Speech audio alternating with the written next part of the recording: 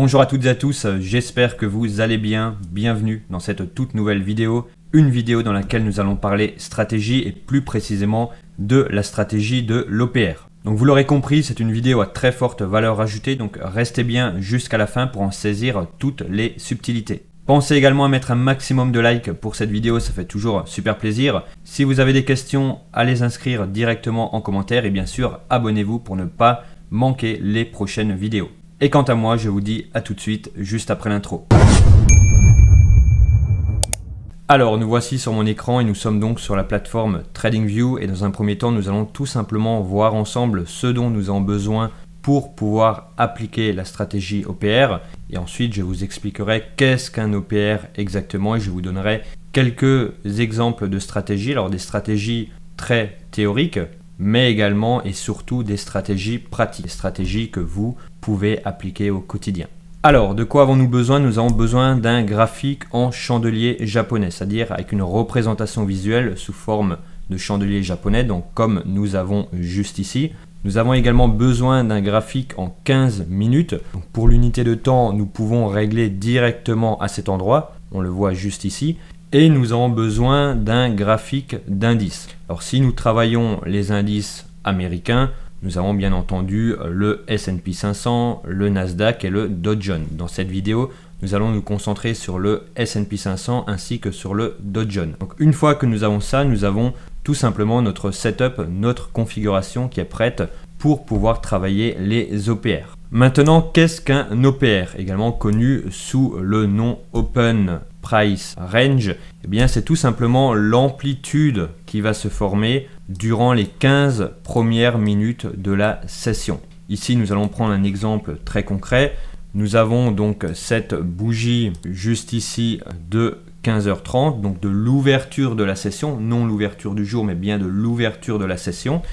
Et nous allons matérialiser le plus bas qu'il y a eu, donc avec la mèche, ainsi que le plus haut qu'il y a eu avec la mèche. Donc ici, nous allons tout simplement utiliser un rectangle pour pouvoir matérialiser cette amplitude et également du coup définir des niveaux de support ainsi que des niveaux de résistance. Je précise les différents niveaux que nous avons ici. Donc nous avons un niveau de résistance juste ici. Et nous avons un niveau de support juste ici. Donc ça, c'est l'OPR. C'est, encore une fois, je le répète pour bien l'assimiler, c'est l'amplitude qu'il y a eu sur la bougie d'ouverture, donc à 15h30 en 15 minutes. Et une fois que nous avons ça, nous avons déjà notre base pour pouvoir bien tout simplement utiliser l'OPR dans son trading quotidien.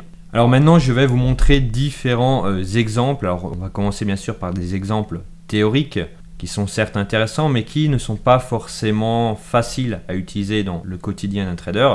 Et ensuite, je vous montrerai des exemples plutôt pratiques qui vous permettront d'avoir de bien meilleures opportunités. Alors, comment est-ce que l'on trade un OPR? Nous allons faire un schéma ensemble, un schéma très rapide. Lorsque nous avons un OPR comme ceci, c'est-à-dire que le prix a créé le plus haut et le plus bas durant les 15 premières minutes d'ouverture de la session, eh bien, une première théorie veut que si le prix break à la hausse, on achète. Une deuxième théorie veut que si le prix pull back comme ceci, on achète sur le pullback. Tout comme pour la vente. Alors, je n'aime pas vendre les indices. D'ailleurs, je ne le fais pratiquement jamais puisque tendance structurelle haussière. Mais si on fait abstraction de cela, cassure à la baisse, vente. Cassure puis pullback, vente sur le pullback. Donc ça, c'est la théorie. C'est des stratégies théoriques. En pratique, il y a d'autres manières de faire, des manières qui sont bien plus pertinentes et qui donnent également de meilleurs signaux. C'est-à-dire que nous avons une OPR juste ici. Eh bien, nous allons tout simplement chercher à reproduire des amplitudes miroirs sur l'OPR. C'est-à-dire que nous allons matérialiser comme ceci l'OPR.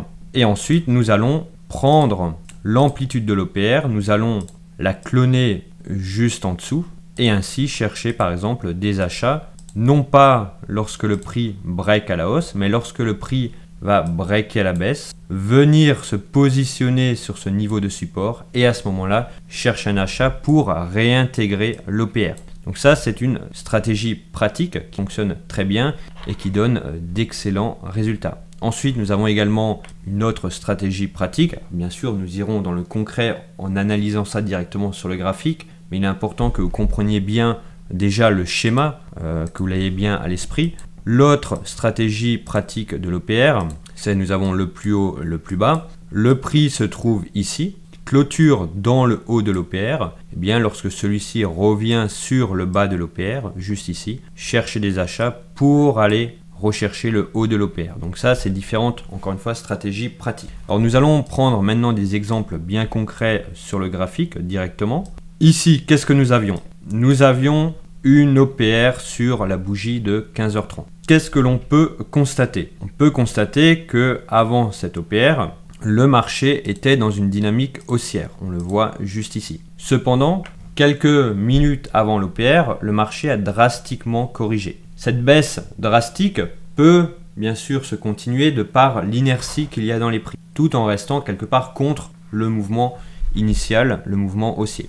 Donc à partir de là, une fois que cette OPR elle est matérialisée, nous pouvons prendre l'amplitude miroir, c'est-à-dire cloner la hauteur qu'il y a eu à 15h30, reporter cette hauteur juste en dessous, comme ceci, et aller chercher des achats à ce niveau-là. C'est-à-dire lorsque le prix a recréé l'amplitude de l'OPR un niveau en dessous, comme on peut le constater juste ici, et donc chercher des achats lorsque le prix touche cette amplitude miroir qui s'est créée en dessous. Donc ça, c'est un exemple qui est très bon. Encore une fois, il faut l'adapter au contexte. C'est en fonction de comment le prix a évolué juste avant. Pour celles et ceux qui sont membres de l'accompagnement Trader Elite, vous pouvez confirmer ce type de position avec le footprint et notamment le carnet d'ordre. Donc c'est un plus pour avoir un meilleur taux de réussite.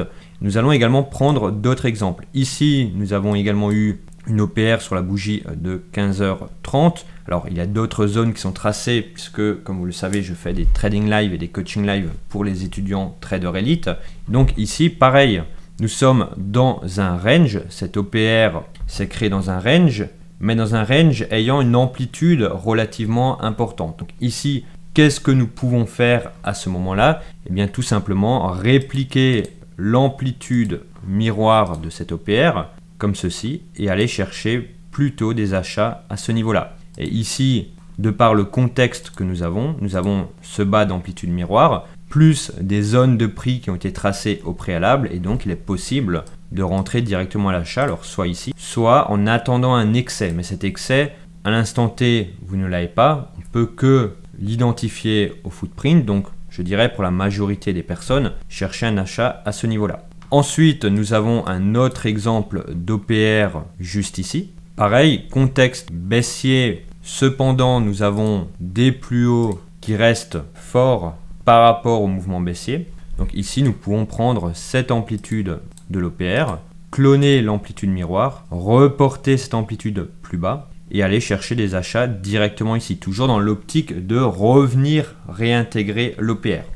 Alors ça, c'était pour le Dow Jones. Des exemples, nous en avons plusieurs, mais nous allons également passer sur le S&P 500. Alors que nous dit le S&P 500? Eh bien, tout simplement, nous avons eu ici un exemple qui était intéressant. Un exemple qui change de polarité. Qu'est-ce que je veux dire par là? C'est que ici nous n'avons pas d'amplitude miroir, c'est-à-dire que le premier réflexe à avoir, c'est de reporter cette amplitude miroir. Ici, nous ne l'avons pas, donc déjà, ça ne nous donne pas un trade faux, mais au contraire, ça ne nous donne pas d'opportunité, ce qui est très bon. Et par contre, nous réintégrons l'OPR, nous breakons et nous venons pullbacker. Donc à ce moment-là, il est possible d'acheter le marché lorsque nous avons le pullback qui se situe à ce niveau-là. Un autre exemple, alors ici un exemple baissier, comme vous le savez, je ne prends pas de vente sur les indices, ou alors c'est extrêmement rare, il faut qu'il y ait un catalyseur spécifique pour que je le fasse. Mais ici nous avons un autre exemple, nous pouvons prendre cette amplitude miroir, clonée comme ceci, et ici il était possible d'acheter le S&P 500 directement à la touchette de ce niveau, confirmer si vous savez le faire avec le footprint et avec les stratégies que j'enseigne dans Trader Elite, et venir chercher quelques points dans l'optique de réintégrer l'OPR. Des exemples comme ça, nous en avons plein, et ce que j'aimerais surtout vous transmettre au travers de cette vidéo, c'est que les OPR ont été extrêmement puissants à une époque, mais qu'aujourd'hui il faut savoir tout simplement les travailler différemment pour gagner en précision. Et le fait d'utiliser cette amplitude miroir permet justement d'avoir cette précision en plus et de faire de très beaux trades. Voilà un peu pour cette vidéo. Alors n'hésitez pas à me poser toutes vos questions directement dans les commentaires pour que je puisse y répondre. Vous pouvez également réserver un appel stratégique avec moi, ce qui vous permettra de faire un point sur votre situation actuelle en trading et voir si moi et mon équipe, nous pouvons vous accompagner ou pas dans votre apprentissage. Et encore une fois, n'hésitez pas à mettre un maximum de likes, ça fait toujours plaisir. Sur ce, je vous souhaite à toutes et à tous une excellente journée, prenez soin de vous et à la prochaine.